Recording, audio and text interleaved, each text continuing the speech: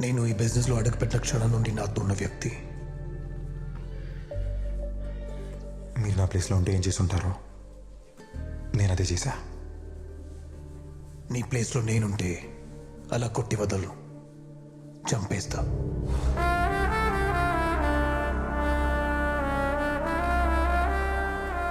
నిన్ను పిలిపించింది మరో ముఖ్యమైన విషయం కోసం.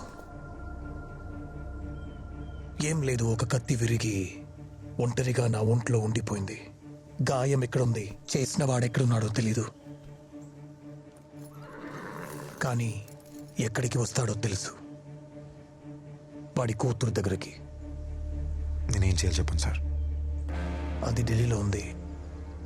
నువ్వు వెళ్ళి ఫాలో చేయి. ఎదురుపడగానే చంపే, ఆలోచించుకో. ఇద్దరిని లేపే.